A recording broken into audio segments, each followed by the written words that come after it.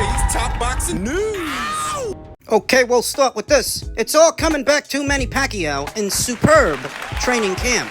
LA.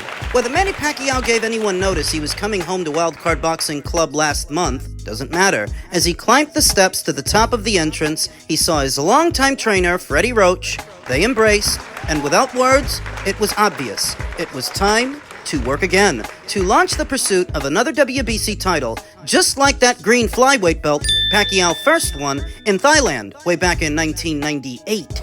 We've seen vintage Manny Pacquiao training, sparring, preparation. Pacquiao's longtime advisor, Sean Gibbons, no relation to Robin Gibbons, said Wednesday, as Pacquiao effectively mocked the midway point of his training camp by hosting his media day at the gym. Fight night's fight night. That's the big unknown everyone is coming to see. Does he still have it? I compare Tom Brady a lot to Manny, the way they've aged, how they take care of themselves. The number may be 46, but his body's in its 20s. It didn't look that way 4 years ago when he fought Usyk. But don't tell Sean Gibbons that, because he's got a fight to sell. The sentimental vibes run deep for Pacquiao, 62-8 with 2 draws and 39 knockouts, as he gets nearer to fighting 30-year-old champion, WBC welterweight champion Mario Barrios, 29-2 with 1 draw and 18 knockouts on Prime Video and pay-per-view.com at the MGM Grand in Las Vegas. There have been so many epic triumphs for record 8-division champion Pacquiao at that venue,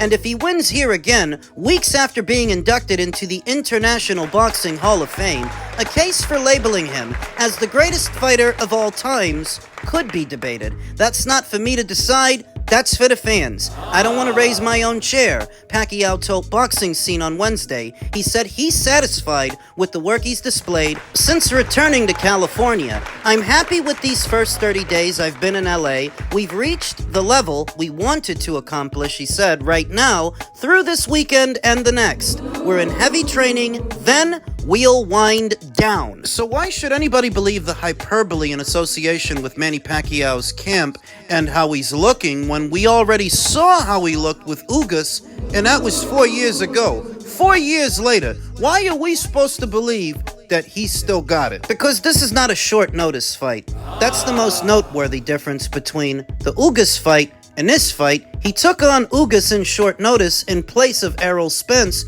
who incurred an eye injury at the last minute, whereas this time, Manny's having a full camp for the guy. Most fighters come back at like 50 or 60% condition just to come back. I don't want that. I want 100%. Pacquiao sought to showcase that for the cameras, arranged along the ring, hammering his mittman pads, flashing his signature hand and foot speed, and smiling nearly throughout. He turned a corner. He's been getting fit and ready for this big push of now. We're going to spar 8, 10, and 12 rounds, starting today, Gibbons said. Well, Sean Gibbons is going to say that. He's got a fight to sell. Recently, Gibbons asked young welterweight sparring partner Saul Bustos, 15-2 with 1 draw and 8 knockouts, for an honest assessment of the legendary champion. Pacquiao rocked me. He was over here, over there, Bustos said. Another difference between the Usyk fight and this upcoming Mario Barrios fight is that Usyk is a boxer. He's a guy, sometimes you might have to go out there and find him while he moves around and stays behind his jab.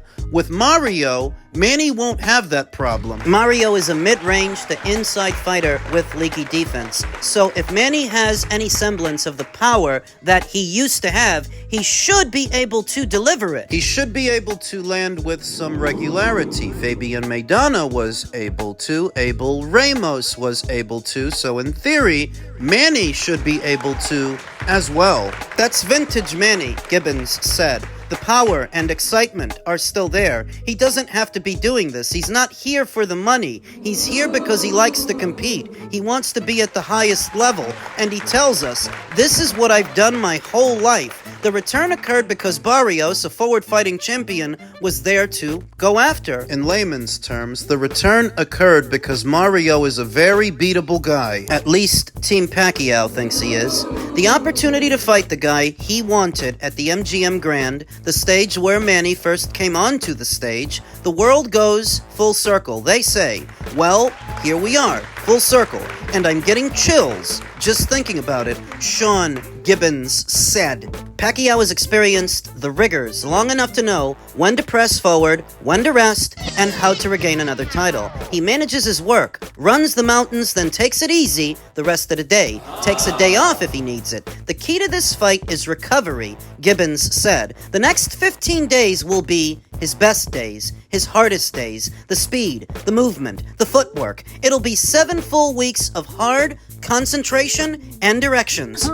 Knowing what he needs to do, the guy is an 8-division champion. Pacquiao maintains his tradition of a post-training meal at Nat's Thai Food in the strip mall below Wildcard, consuming rice, tapas meat, and soup. Look at the smile on the guy's face, Gibbons says, motioning to Pacquiao's workout. Kobe, Jordan, Brady, Manny, they're wired differently. They still keep the thrill of doing what they're doing. As he conducted various interviews, the last questioner asked him what it feels like to know the Las Vegas sportsbooks are expecting Barrios to knock him out. Really? Pacquiao asked, grinning devilishly and pounding his taped fists together. Watch. Mario didn't knock out Ugas, he didn't knock out Fabian Maidana, and he barely beat Abel Ramos. That being said, I don't get the sense he stops Manny Pacquiao. Manny picked him for a reason, and it's not because of what a big knockout merchant he is. Manny might win this thing. I don't think that's necessarily good for the welterweight division, but Mario is just beatable enough that Manny might win. Men's middleweight news. I'm sure most of you have heard by now that Chris Eubank Jr. versus Benn 2 is now set for September 20th at a location that has yet to be announced.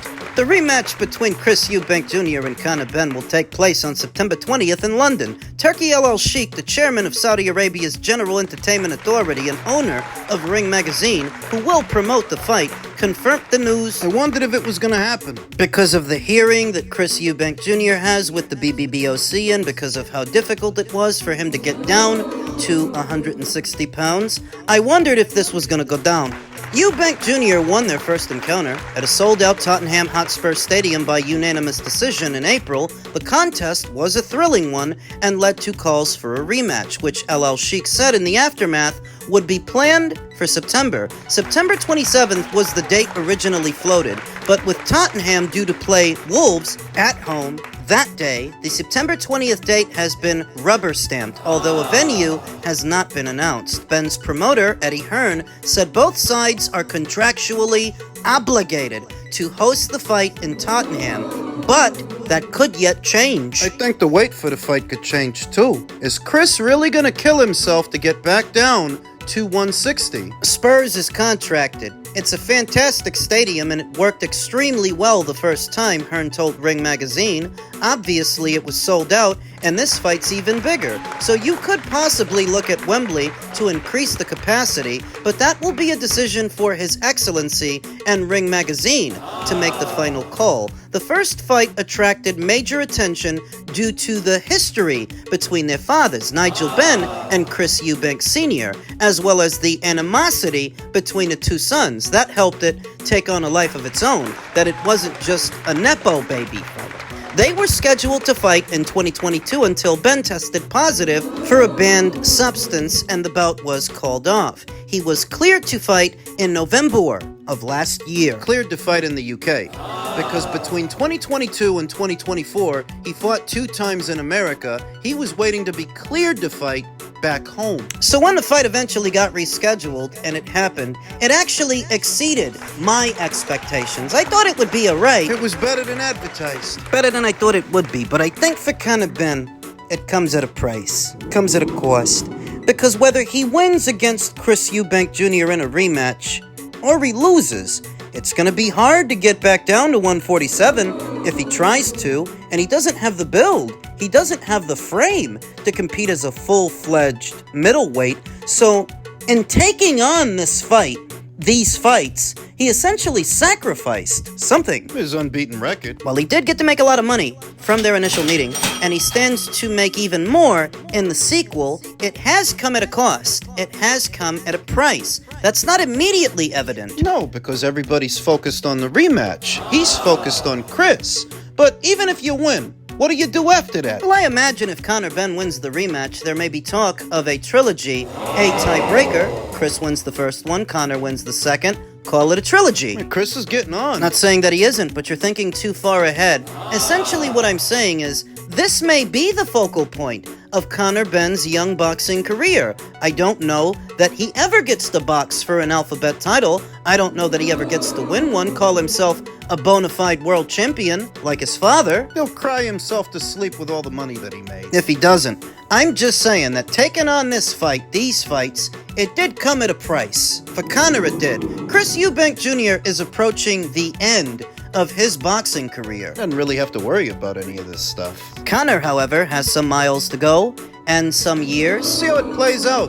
What this did or didn't cost young Conor Benn. And just in keeping with the theme of British boxing news, stop the presses. Tyson Fury changed his mind. Oh my God. Istanbul, Turkey. Earlier today, Tyson Fury spoke to boxing scene and other members of the press and informed them that he was happily retired and that he'd only consider a return for a third bout with Alexander Usyk. Well, it looks as though he's changed his mind. Fury has been attending an event held by the International Boxing Association, the IBA, an organization that in principle hopes to become a singular association governing the entirety of the sport, from amateur boxing to professional. The IBA do not consider themselves a boxing promoter, although they host boxing events and hope to work with the 4 major alphabet organizations. It's not likely that they oversee amateur boxing again. They were stripped of recognition by the IOC,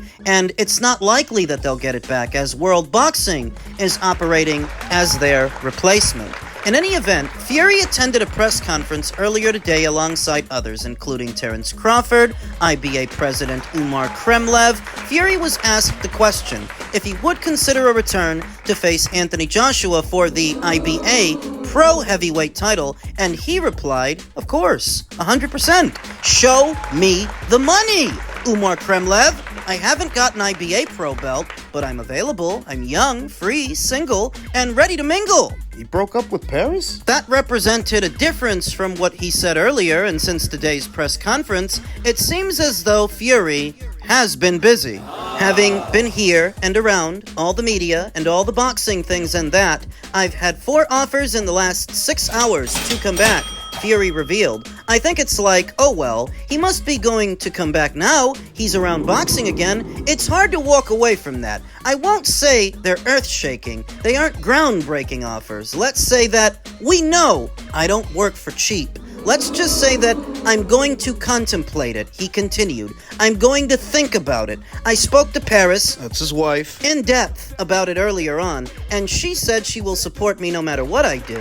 Maybe it's because she wants to get rid of me, or maybe it's just like she's going to support me no matter what I do. She's my ride or die. So if we die, we die.